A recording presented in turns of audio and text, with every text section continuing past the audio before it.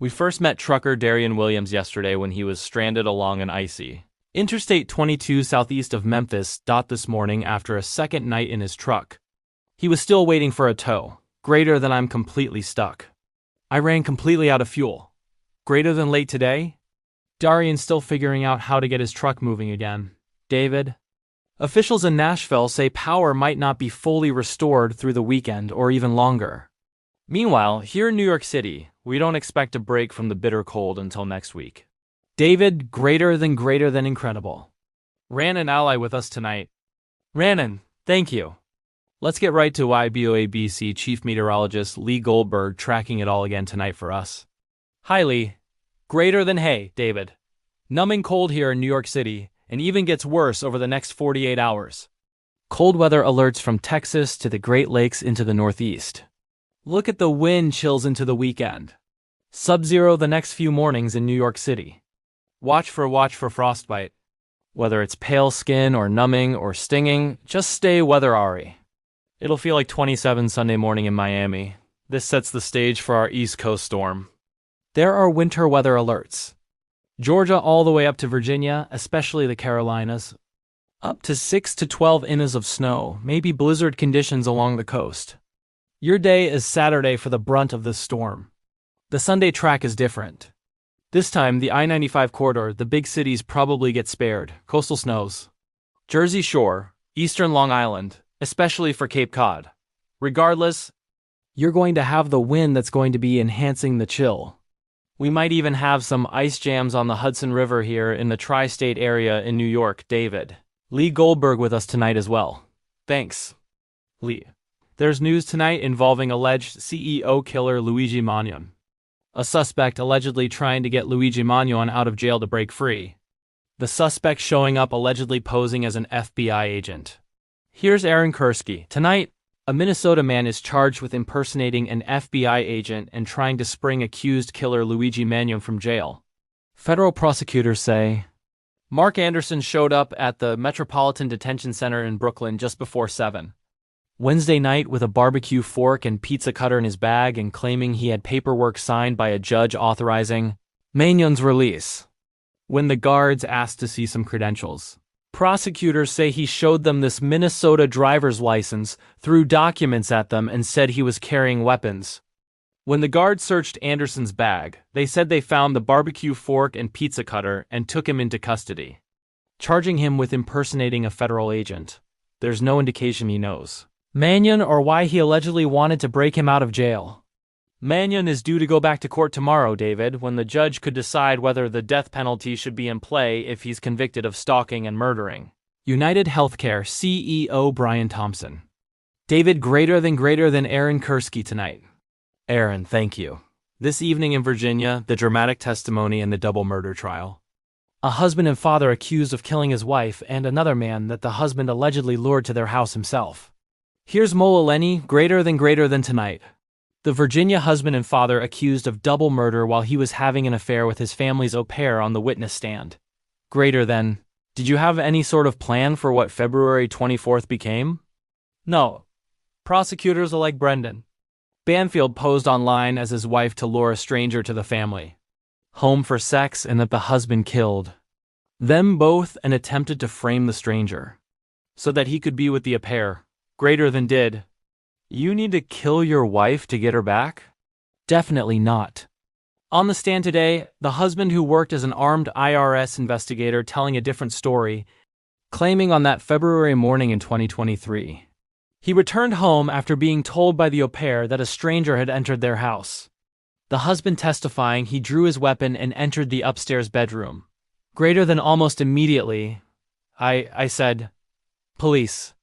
I was holding my gun forward. I saw him do a downward stabbing stroke, and that's when I fired at him.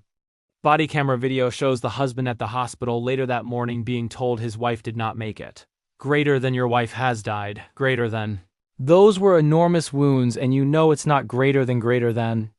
So there were so many greater than the au pair Juliana Perez Malace testified earlier for the prosecution that Banfield told her he wanted to get rid of his wife and that she moved into the primary bedroom with Banfield. This picture of them on the bedside table. Well, prosecutors argue that Banfield stabbed his wife and that both he and the au pair shot the stranger. Joseph Ryan, Banfield has pleaded not guilty. David Muir tonight. Mahola, thanks. Tonight, Georgia elections officials are slamming the Trump administration for seizing ballots from the 2020 election. That election now more than 5 years ago. 700 boxes taken away in just the last 24 hours. Tonight, Georgia officials say they have nothing to hide. Here's Pierre Thomas. Tonight, officials in Fulton County, Georgia, rattled and furious after the FBI raided their election office, seizing ballots from the 2020 election. Greater than, we do not know where our election records have been taken or what will happen to them. I don't know where they are. I don't know who has them. I don't know what they're doing with them. Greater than, Fulton County Commissioner Rob Pitts insists any honest review of the files will show only one thing, that the election was fair and that Joe Biden won. We in Fulton County have nothing to hide. Greater than, Biden won the popular vote in 2020 by more than 7 million votes and the Electoral College 306 to 232. It was not close. But more than 5 years later, President Trump remained fixated on the election, overnight sharing a flurry of conspiracy theories, including discredited schemes implicating countries like China and even Italy in election meddling.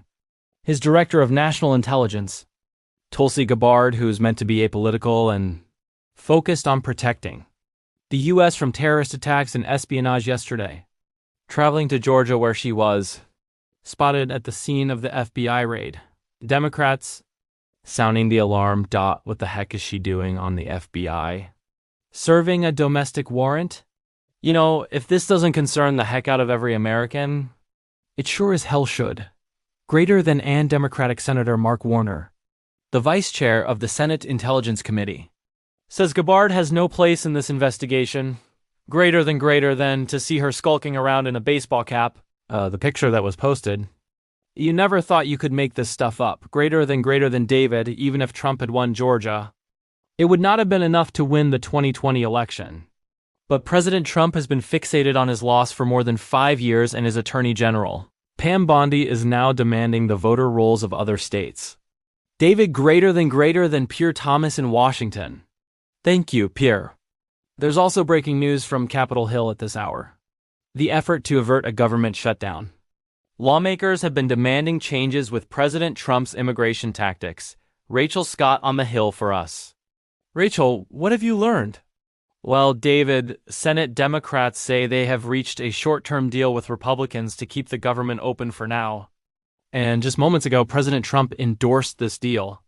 Senate Democrats were refusing to keep the government funded until the Trump administration agreed to rein in their immigration crackdown, including requiring ICE officers to wear body cameras and remove their masks, ending roving immigration patrols, and requiring agents to follow the same rules as state and local law enforcement. This short-term deal will allow makers time to negotiate those issues. David, greater than Rachel Scott, thanks so much. When we come back, news coming in of a horrific highway accident. A snowplow colliding with a van carrying a girls' hockey team. What we've learned. Also ahead, a self-driving Waymo taxi hitting a child outside the child's elementary school. Actor Patrick Dempsey tonight and what he's now saying about Fellow.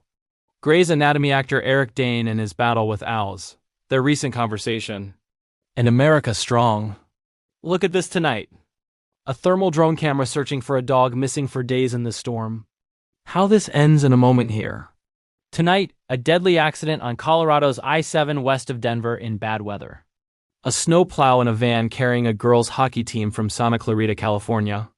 The girls from a 12 and under league. The van driver was killed, 8 others injured, including 5 of the children.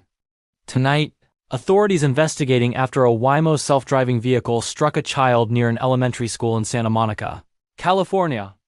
The child reportedly stepping out between parked cars when the Waymo car then struck. The child suffering minor injuries. When we come back here tonight, actor Patrick Dempsey tonight on his Grey's Anatomy friend Eric Dane, the actor in his battle with a ALS and their recent conversation. To the index of other news tonight. Actor Patrick Dempsey on his Grey's Anatomy co-star Eric Dane and Dean's health battle. Dempsey telling Parade magazine he's been in touch with Dean, who is still working despite his battle with the ALS, Lou Gehrig's disease. Dempsey saying Dean has been incredibly courageous in the face of this horrible disease and that Dean is, quote, bringing a lot of light to it in a positive way. Tonight, we mark a 20-year milestone for our friend and colleague Bob Woodruff. Tonight, the breaking news coming in right now from Minneapolis amid the major immigration crackdown there. The announcement tonight from Borders' Tom Homan sent in by President Trump, now speaking of a drawdown, but vowing to stay until the problem is gone.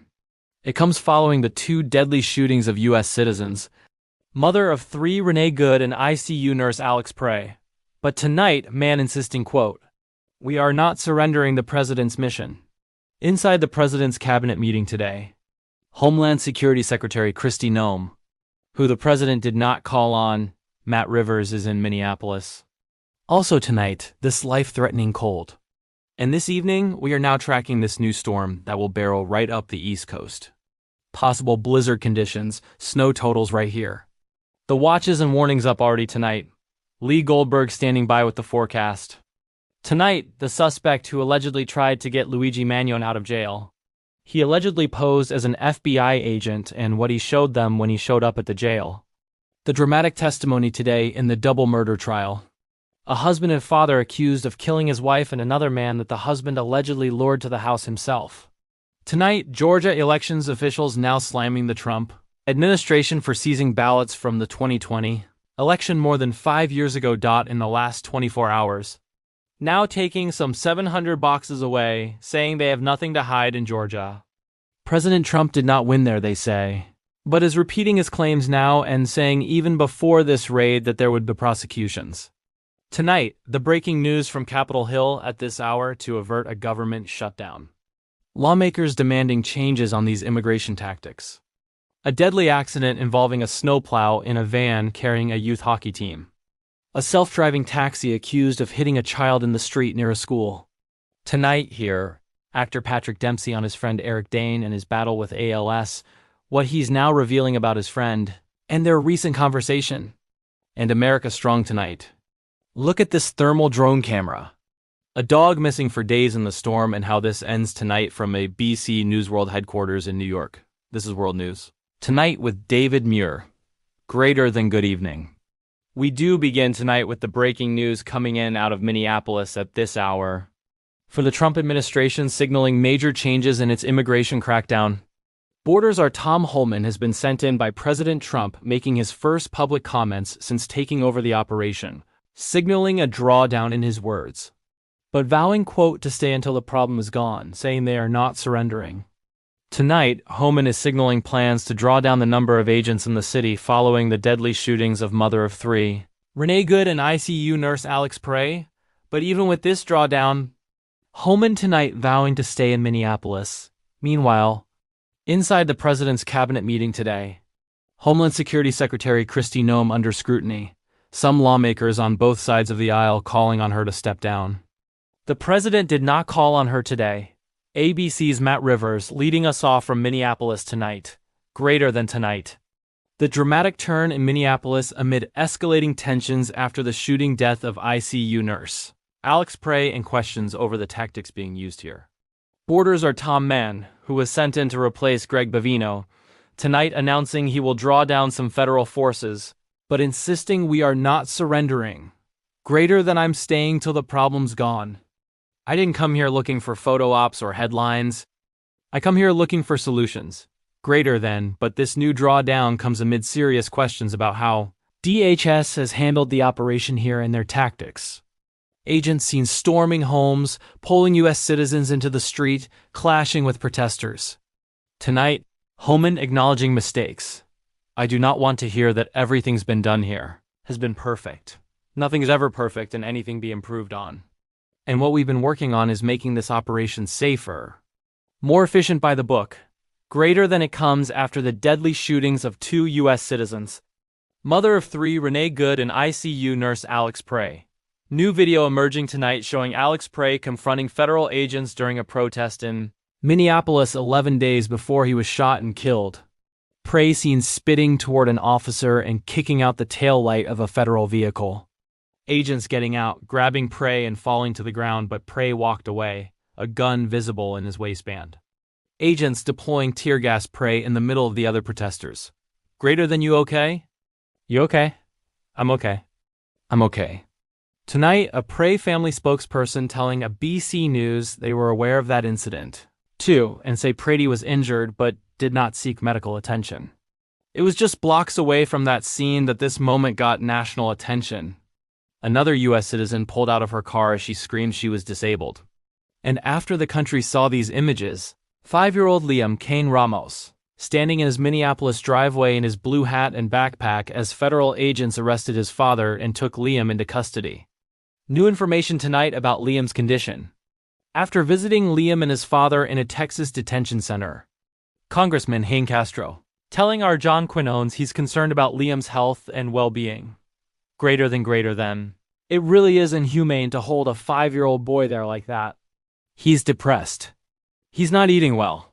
He's asking for his mom, asking for his backpack and his hat. Greater than the Spider-Man backpack. That's right. Yeah.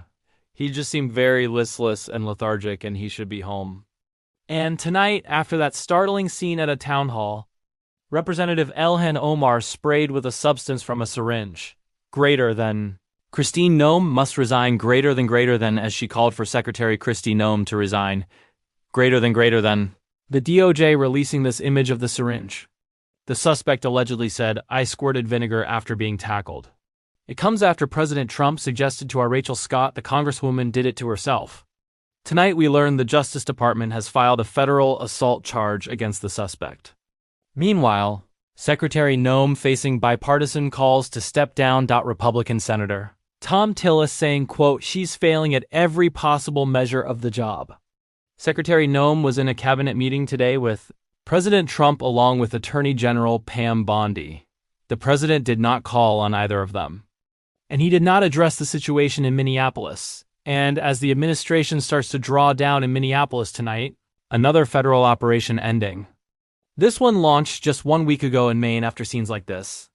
And this threat at a front door, greater than we're going to come back for your whole family. Okay, greater than. No. Okay. No problem. Greater than Senator.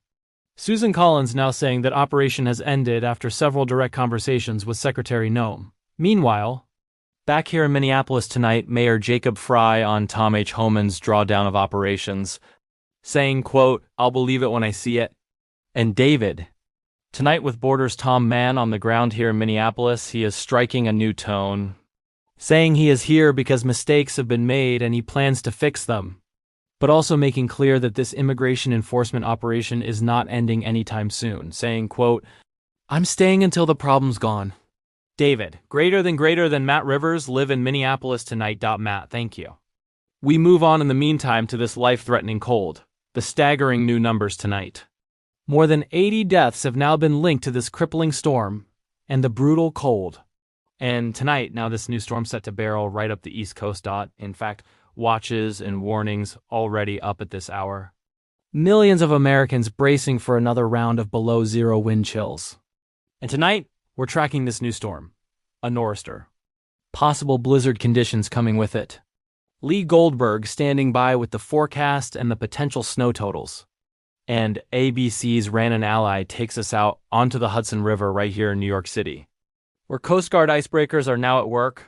Greater than blinding snow in upstate New York tonight, sweeping in a fresh blast of life-threatening cold for more than 150 million Americans. New York City now in the grip of its deepest freeze in 8 years. It's so cold here in New York City that ice has started forming on the Hudson River, suspending ferry service, forcing thousands of people to find a different way into Manhattan.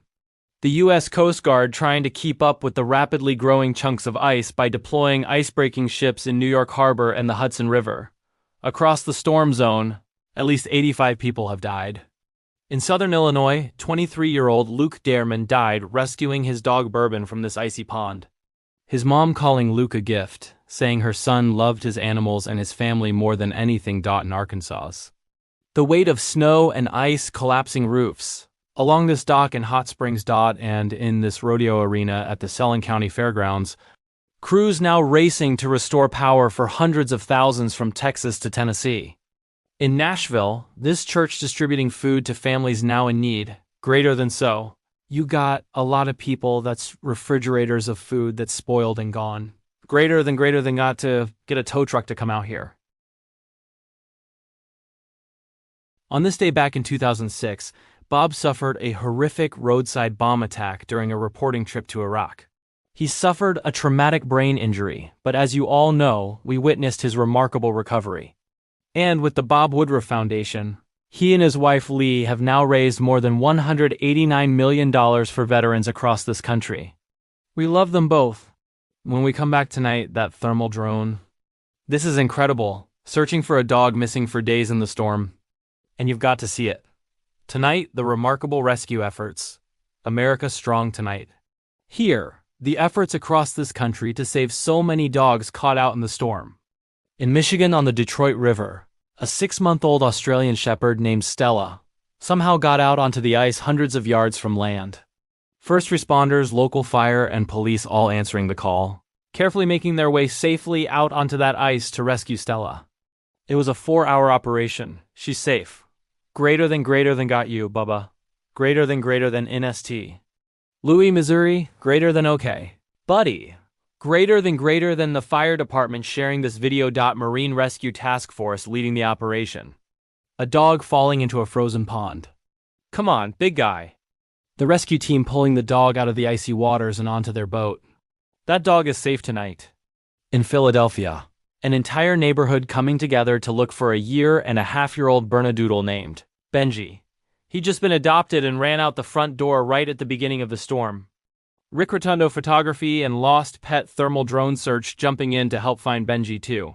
Greater than oh my god. Oh my god. Oh my god. That's him.